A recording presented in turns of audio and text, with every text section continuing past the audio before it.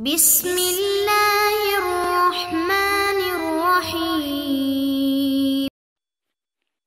اعوذ باللہ من الشیطان الرجیم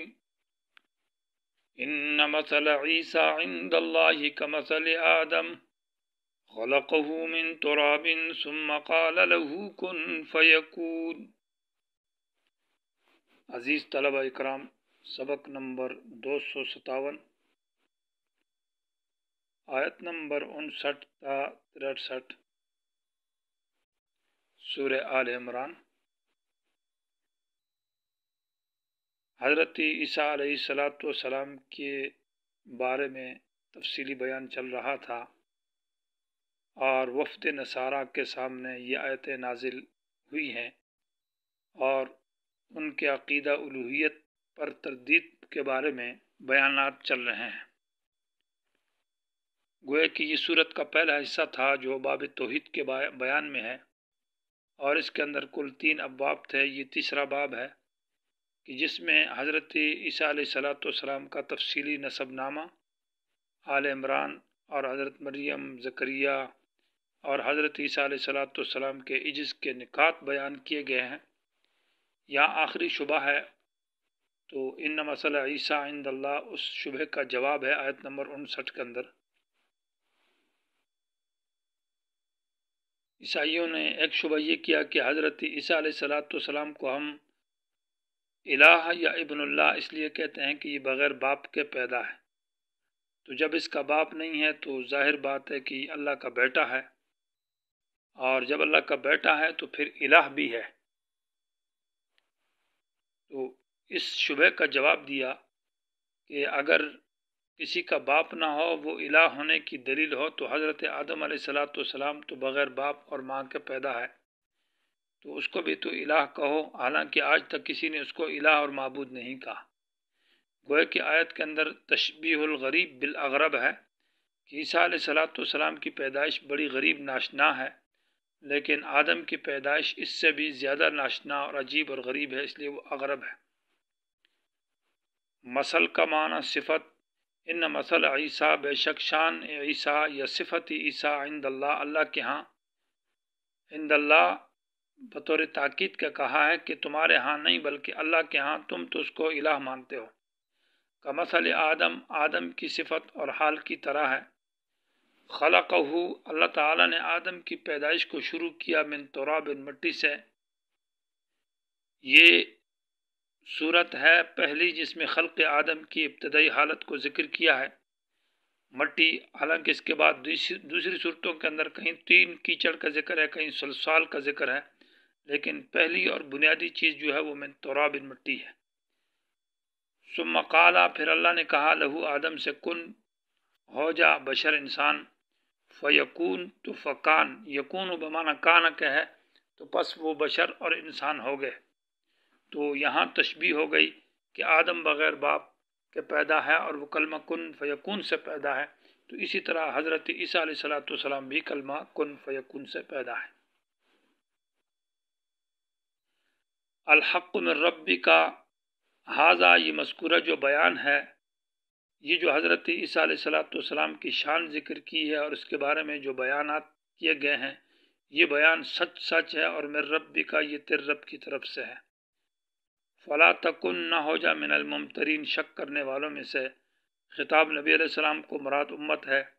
سورہ بقرہ میں بھی اس طرح کی آیت گزری ہے، فلا تکونن کے ساتھ ہے، وہ زیادہ تشدید ہے، چونکہ وہاں تحویل قبلے کے بارے میں یہود کے اعتراضات اور شبہات بڑے شدید تھے، اس لیے تاکید بھی شدید لائی ہے، اور یہاں تاکید اس سے کم ہے۔ فمن حاجک، یہ ابھی ماقبل سے بیانات کے بعد مباہلہ کا ذکر ہے کہ جب دلائل کے ساتھ حضرت عیسیٰ علیہ السلام کی عبدیت ثابت ہو گئی، اور ساتھ ساتھ پھر ان کے اعتراضات اور شبہات کا جواب بھی ہو گیا، اور ان کو واعظ اور نصیحت بھی ہو گئی، تو اب بھی نہیں مانتے، تو اب ان کو دعوت ہے الی المباہلہ، کہ ان کے ساتھ مباہلہ کیا جائے، جانبین بیٹھیں اور بددعا کی جائے اس آدمی پر جو اس مسئلے میں جھوٹا ہے۔ فا آیا ہے، فمن حاجہ کا، جو تیرے ساتھ جھگڑتا ہے، فیہ، ای شان عیسیٰ، حضرت عیسیٰ علیہ السلام کے بارے میں اور اس کو الہ یا ابن اللہ مانتا ہے، من بعد ما جاءک، بعد اس کے کہ آ چکا ہے تیرے پاس من العلم دلائل اور علم توحید، قرآن سے واضح دلائل آ گئے ہیں، فقل کہہ دیجئے اے پیغمبر تعالو آئیے، یا ایتو یا حاضرو نہیں کہا کہ حاضر ہو جاؤ یا ایتو آ جاؤ، بلکہ تعالو کہا ہے۔ تعالو میں اشارہ ہوتا ہے کہ بہت بڑا کام ہے جس کی طرف آپ کو دعوت دی جا رہی ہے، کیونکہ علو بلندی کو کہتے ہیں، مانا ذرا اٹھ جاؤ، تعالو مانا اٹھ کر آ جاؤ۔ ندو ابناءنا،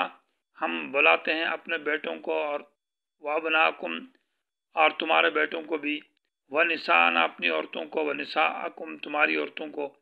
وانفسنا، اور اپنے آپ کو، وانفسکم، اور تم کو، یعنی اپنے بھائیوں کو اور تمہارے بھائیوں کو، ثم نبتہل، پھر ہم عاجزی کریں گے،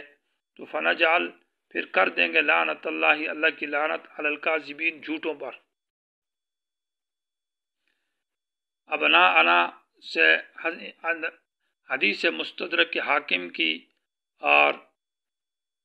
ابو داؤدی طیالسی سے ان کی حدیث ہے کہ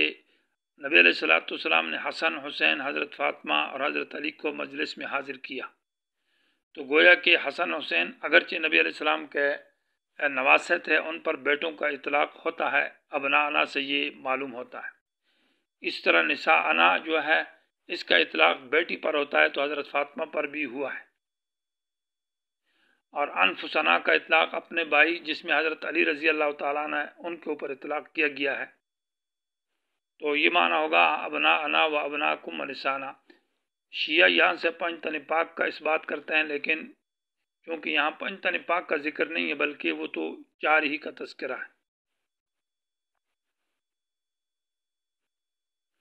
اور انفسنا سے وہ کہتے ہیں کہ حضرت علی مراد ہے، اور انفس سے مراد انسان کی اپنا جسم مراد ہے، اپنی ذات، اور تو اس سے معلوم ہوتا ہے کہ ذات علی وہ ذات نبی ہے، تو لہٰذا علی خلیفہ بلا فصل ہے، اور اس بنیاد پر آگے اور بھی کئی باتیں کرتے ہیں، لیکن انفس ہم جنسوں کو کہتے ہیں، اپنے ہم جنس، یہ ذات کو بھی کہا جاتا ہے، لیکن اس سے مراد اپنے ہم جنس مراد ہے، یعنی اپنے بھائی، اور حضرت جو ہے نا نبی علیہ السلام کے چچا، حضرت علی نبی علیہ السلام کے چچا ذات تھے۔ ثم نبتہل، پھر ہم عاجزی کریں گے۔ ابتحال کا معنی ہے تضرع اور عاجزی کے، اور ابتحال کا معنی بددعا کے بھی ہے، بددعا کریں گے، تو فنجعل اس کے لیے پھر تفسیر ہو جائے گی، فنجعل، بس ہم کر دیں گے اللہ کی لعنت کو، علی الکاذبین، جھوٹوں پر۔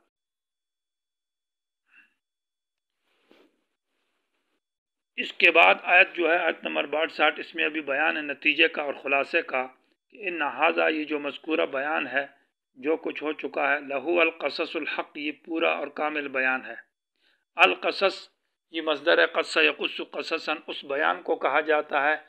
کہ جو کامل بیان ہو اور جو پے در پہ ہو، مسلسل بیان۔ تو یہ حضرت عیسیٰ علیہ السلام کی جو شان بیان کی گئی ہے، اور اس کی عبدیت اور اس کا رسول ہونا اور الوہیت کی نفی، یہ کامل بیان ہے۔ وما من الہ، نتیجہ یہ نکلا، یعنی بیان نتیجہ اور خلاصہ، کہ نہیں ہے کوئی معبود برحق، لا عیسیٰ ولا مریم ولا عزیر ولا غیرہ، الا اللہ، سوائے اللہ کے، نہیں ہے معبود برحق سوائے اللہ کے۔ الا اللہ کا ترجمہ مگر کے ساتھ کرنا درست نہیں ہوگا، استثناء کے ساتھ، بلکہ سوائے اللہ کے۔ وَإِنَّ اللَّهَ، اور بے شک اللہ تعالیٰ، لَهُوَ الْعَزِيزُ،